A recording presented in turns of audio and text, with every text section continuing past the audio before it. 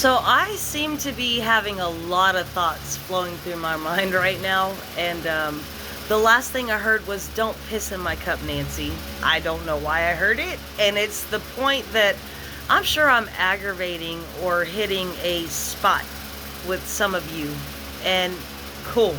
Please let it set in and turn off your devices. It's kind of like flight mode. Please buckle your seatbelt and turn off your devices until we hit flying altitude. And when we get to that point, I will give you back your freedom to move around the cabin. Because where we're at right now, I don't think anyone realizes it's like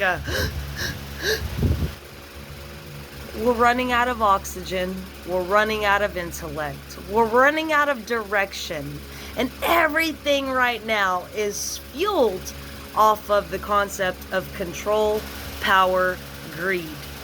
You can argue it all day long, but when it comes down to it, you're fighting for people that they don't care if you have those things. Your vote actually enhances what they get to choose. Have you ever considered the fact that this is, and yes, I'm going to fly off the handle on a tangent right now. This is a system and a protocol, and it is set in motion to see what you will accept. The less you fight against, the more you empower. The more you empower the wrong things, you lose what's called freedom. I know a lot of people don't consider that concept because guess what? We have military that fights for our freedom. Thank my son for doing that. And all the other men and women that do that. But on the backside, you have a school system that is supposed to be educating your children. Most children cannot read past a 4th grade level, even in high school. You have on top of that, we took out human decency because fighting is allowed in public schools. We now have abundance of people overreacting to emotion and putting other people in harm's way because what do? We invalidate, ignore, or excuse other people's emotions. Me being from someone that came from a very toxic decade and a half of my life, I'm not crazy, but I can agree with the concept that all you people that are choosing this idea of a utopia, and in reality you don't realize you're living in a dystopia. You at some point have to start looking at the reality of life.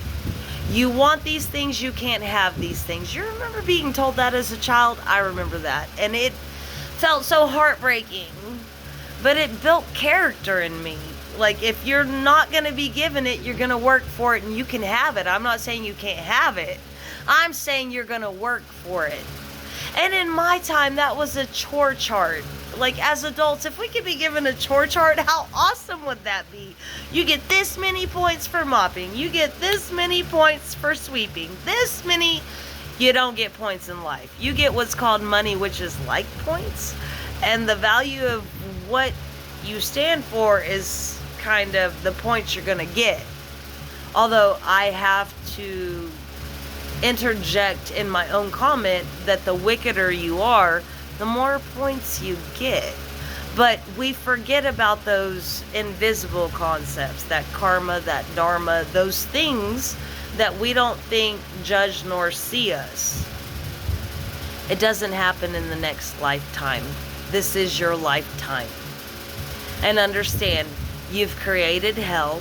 At some point, we've got to get our kids out of it. And I can't say you because I was a part of it too. I'm not meaning to offend, but I know that I'm offensive. The truth hurts. You'll get over it. I had to.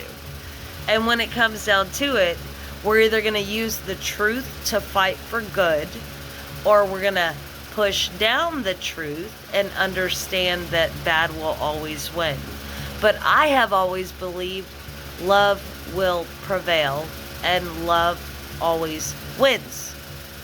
So when it comes down to it, you can find your heart, or you can keep going towards a system that's implemented to make sure you fail, so you owe them something, and now you're stuck in a cycle of failure.